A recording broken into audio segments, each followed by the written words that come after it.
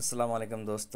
মই বহুত দিনৰ পৰা ভাবি আছোঁ যে এটা আজি এক্সপিৰিয়েঞ্চ শ্বেয়াৰ কৰিম আপোনালোকৰ লগত। এই ড্ৰেগন এটা কাটি আপোনাৰ লগত দেখাম কেনেকুৱা ধৰণৰ হয়, আৰু কাটিলে কেনেকুৱা ধৰণৰ হয়। চাক কিমান ধুনীয়া, বীজবিলাক সৰু সৰু ক'লা ৰঙৰ, আৰু মাজৰ চাক একদম লাল টকটকীয়া ৰঙৰ, ৰসটো একদম লাল টকটকীয়া হয়।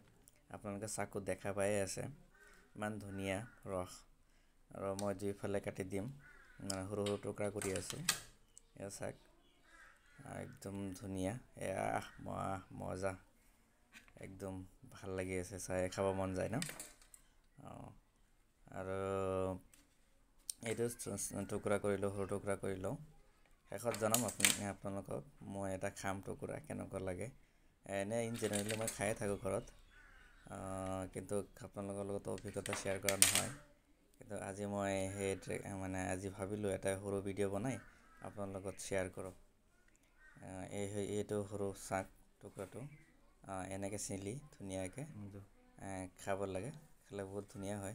মই খালোঁ, বহুত টেষ্টি হৈছে, খাই বহুত ভাল লাগে। আৰু যদি আপুনি অকণমান ফ্ৰিজত থৈ ঠাণ্ডা কৰি খাব পাৰে আৰু বহুত ভাল। ইয়াৰতো বহুত গুণাগুণ আছে। চাবৰ বাবে থেংক ইউ, ধন্যবাদ। ছাবস্ক্ৰাইব কৰিব চেনেলটো।